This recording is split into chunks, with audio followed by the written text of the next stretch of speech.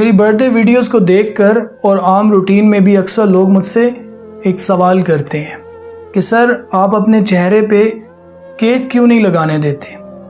اس لیے میں نے سوچا آج آپ سب سے یہ ریزن شیئر کی جائے. میں ایسا کیوں نہیں کرنے دیتا.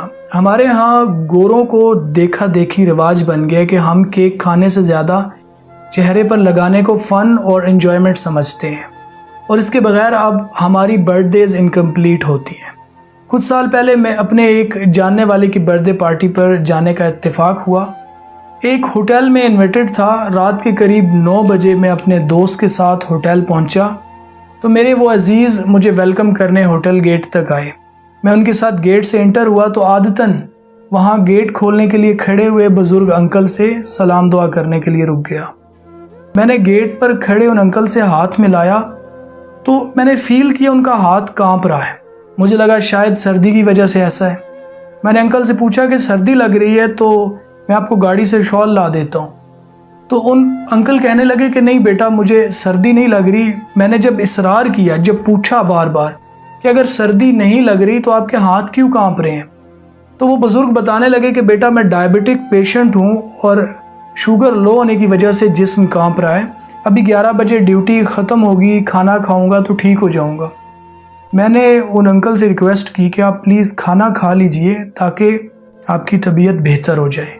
تو وہ کہنے لگے کہ نہیں بیٹا مجھے ڈیوٹی کے دوران کھانا کھانے کی اجازت نہیں ہے.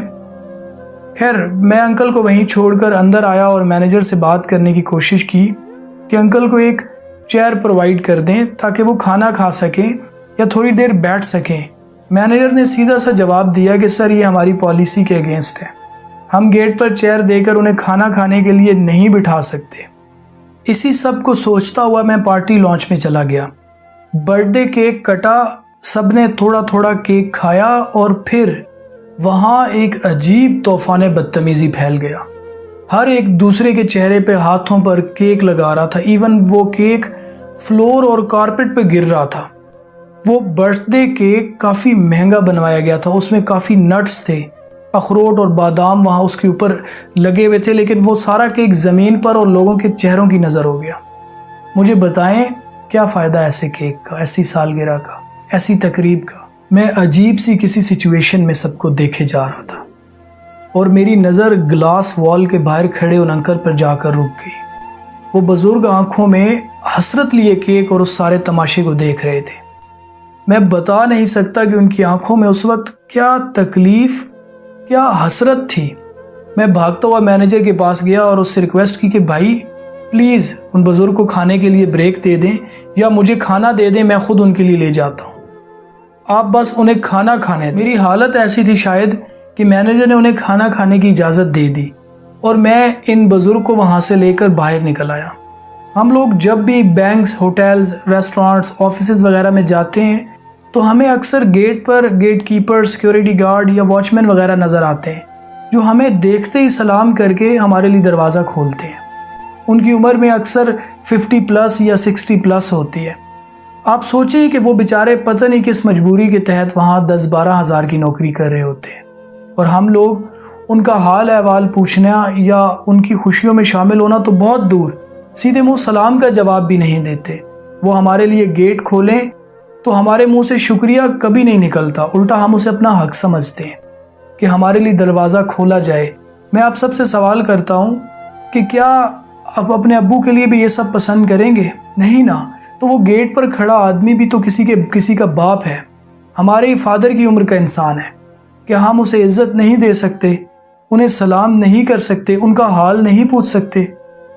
ان کے گیٹ کھولنے سے پہلے خود ہی گیٹ نہیں کھول سکتے، انہیں یہ نہیں کہہ سکتے کہ آپ بیٹھ جائیں یا بیٹھے رہیں. ہم سب یہ کرنا شروع کر دیں تو آخرکار بینکس، ہوٹل، ریسٹورنٹ والوں کو انہیں چیئر پرووائڈ کرنی پڑے گی.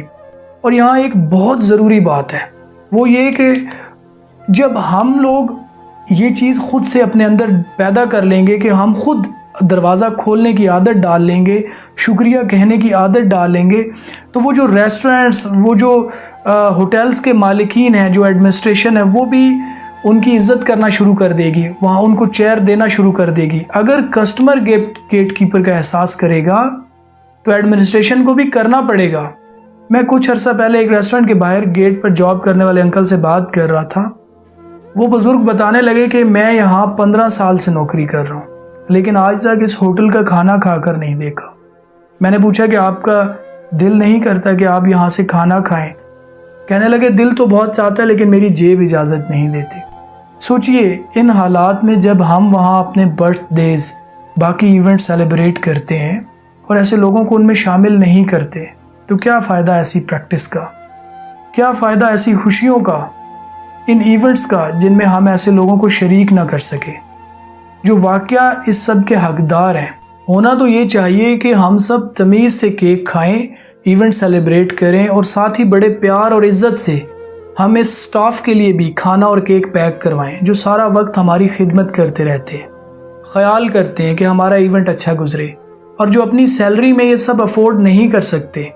آج تو ہم کیک کو یوں ضائع کر کے خود کو بہت کول سمجھ رہے ہوتے۔ ایک وقت تھا کہ جب کھانے کی کوئی چیز زمین پر گر جاتی تھی نا، تو مائیں اپنے بچوں سے کہا کرتی تھیں کہ بیٹا رزق کی بے قدری نہیں کرتے، اسے اٹھاؤ، صاف کرو اور چوم کر کھا لو، اور ہم یہی کیا کرتے تھے، آج تک بھی کرتے ہیں، لیکن اب یہ پریکٹس نہ ہونے کے برابر ہے۔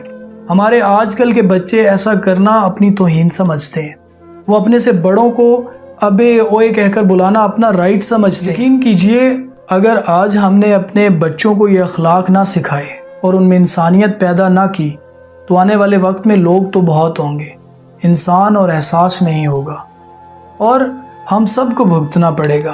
دعا ہے کہ خدا ہمیں دوسروں کے لیے خوشیوں کا باعث بنائے اور ہمیں استطاعت دے کہ ہم لوگوں کے لیے آسانیاں پیدا کر سکیں۔ آمین۔